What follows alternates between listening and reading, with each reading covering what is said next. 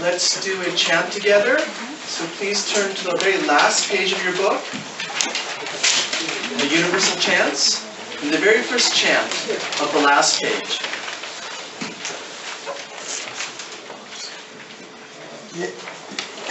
Om Asato Ma Satgaya Tamso Ma Jyotirgamaya Mrityorma Amritam Gamaya Ahir Ahir Mariti Rudrayate Dakshinam Mukham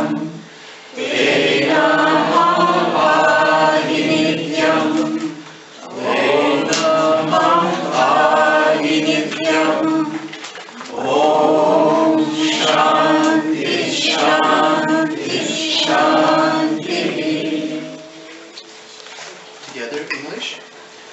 Lead us from the unreal to the real. Lead us from darkness to light.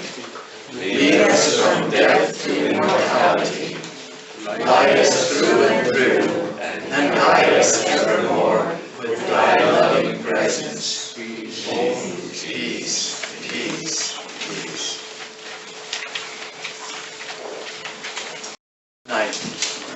Tonight, as you know, we have a very, very special guest, our dear Swami Suhitananda, who is the General Secretary of our order. Before we begin to help, that you don't have to have these books on your lap. Can you pass the books down to your left side?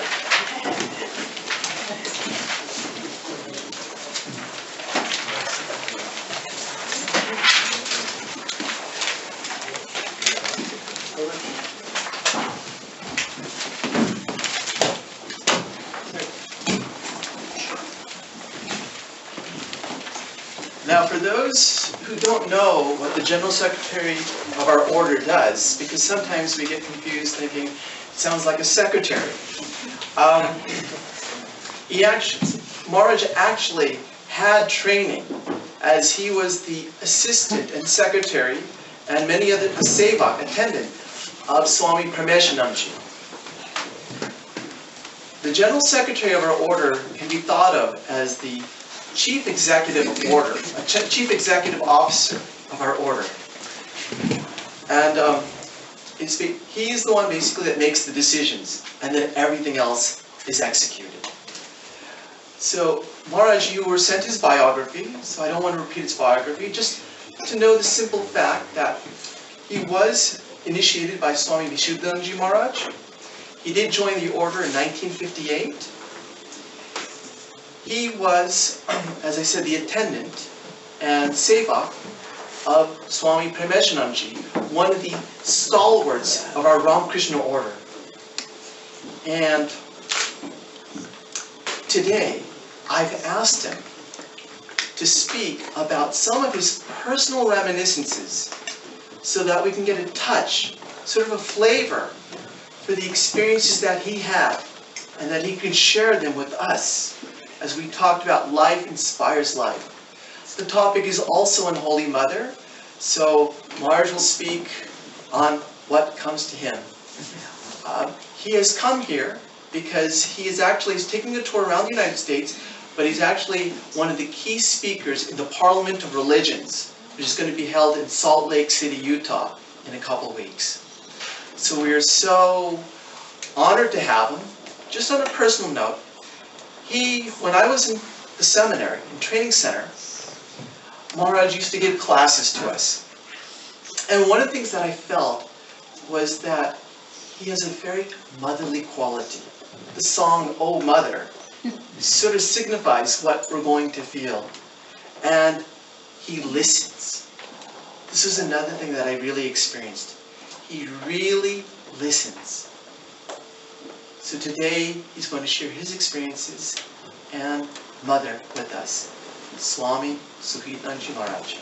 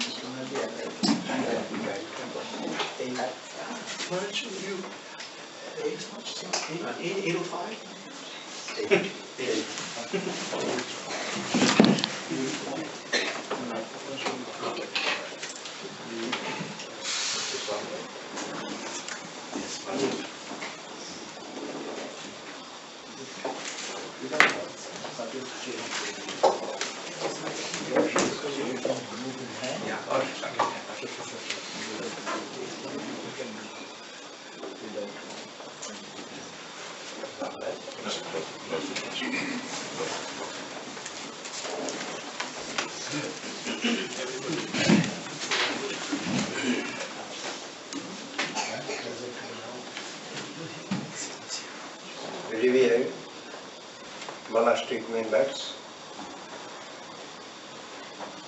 and the devotees, as well as the persons who are associated with this Ramakrishna movement.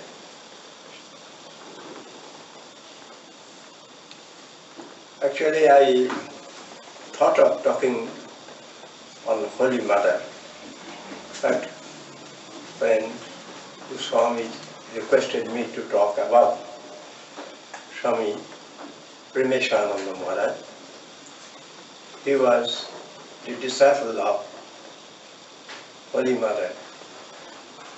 So I would like to talk both the lives together, how one is blending into the other. But prior to that, before I begin my topic, something has compelled me to talk. I would like to share with you, because after going through your informal discussions or some opinions, I am feeling tempted to discuss something and share some of my feelings with you. Of course, certainly it is also relevant to the topics. I have been here in America. Previously I was here for 3 days. I visited 3 centers. A few days I was here in America, not so many days. But this time I am visiting so many centers. What has appealed to me that essentially the spirit which Swami used to feel while he was in America, today also we are feeling the same spirit, the same love, same concern, and giving us same amount of freedom also. So that has sincerely some charming effect, and we cannot deny it. After staying with you, as if I have forgotten my Belurma, I have forgotten my onerous responsibility, everything. As if I have been with you and I shall be living with you. So that sort of some psychological metamorphosis has come in me. So anyhow, I would now like to share with you 2-3 incidents, some relevant to our activities in foreign centers. I was in the last year, I went to Brazil. There, Belo Horizonte. In that place, I was there. The local Swami told me, by the way, Maharaj, do you like to visit Ramakrishna Mission? I said, Ramakrishna Mission, I have met Ramakrishna Mission. So what shall I visit? No, there is another Ramakrishna Mission. If you are interested, I would like to take you there. It is a far place, it's 50 miles far. And I became curious to know, so let us go. So we went there. And we came to know the story behind it, how this Ramakrishna Mission came up. That is not affiliated to Ramakrishna Mission, but that name is Ramakrishna Mission, and it was started in 1938, whereas our Brazilian center came up recently, hardly 10 years back only. But Ramakrishna Mission was started in 1938. How it came up? One Catholic gentleman, a moralist, a bit humanitarian also. Once he was driving the car and he could find a vision. A figure was coming in front of his car, twice and thrice. He could not understand whose figure it is, what it wants to spell out. So being curious, he contacted the father of the church. So I have had this sort of vision. Then the father said, probably you have the vision of some great soul. Great soul, this much. Now that vision again appeared and said, my son will tell you. Who is that? Who is his son? Who is that man? He does not know. But afterwards, that another figure came before him. Within a few years, as a few days.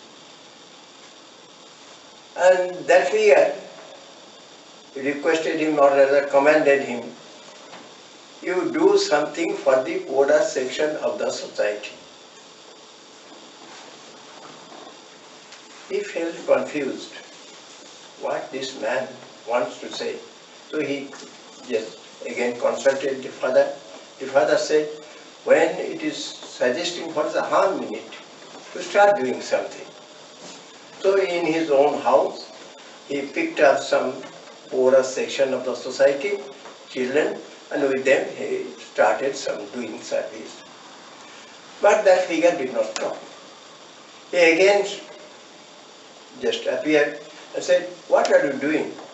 I asked you to do something poorer section, but you were for this rich people were serving. You go to some remote village and work for them. Accidentally, in a throwaway price, he got some land and property also. And he started there some orphanage. The orphanage was going on. There was water scarcity. People, engineers, they suggested that here you can dig for the water. So well was dug, but a big slab of stone came up. So he consulted others and they decided that this spot should be abandoned and we would try somewhere else. But that figure appeared and told him, don't stop, you go on doing, your water will come. And water came, and that water is still being used by this center. Who was that figure? The first who appeared 3 times but did not say anything, could not say anything, that because in the meantime he came in touch with a book, the Gospel of Sarda Maa. In that Gospel he could find that figure who appeared, and the same figure is in this book also. Sri Ramakrishna first time came before him. The second man who appeared before him, he came to know that that is Swami Brahmananda. He came before him. So this center is still functioning. Now another incident, now the present, that man he expired, his picture is there in this shrine. And the name is Ramakrishna Mission, and our monogram is also there. Monogram also already there. So anyhow, then the man who was showing us around, he took me to their library room. In the library room, one Holy Mother's picture is there. That Holy Mother's picture, he showed us. You see this picture? I saw how it came. How that is some story is behind. These orphan children, nearly 20, 30 are there. Night time, they are small kiddies. They are feeling the loneliness. That their mother's absence they are feeling. So they used to cry. So this man, he could not decide how to solve this sort of peculiar problem. So he decided to keep a picture of Holy Mother and told the kiddies, whenever you will cry, you tell her.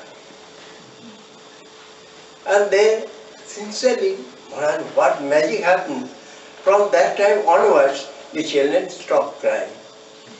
How the mother was communicating to them and they were communicating, we do not know. But the fact is this. This is one incident. Thus, my point is this, that Sri Ramakrishna himself is working.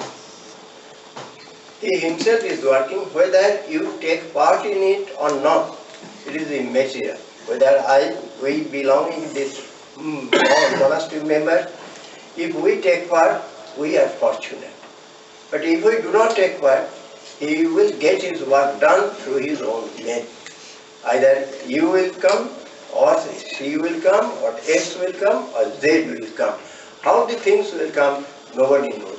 Whosoever can become the instrument, he is fortunate to be a party to that thing, this movement.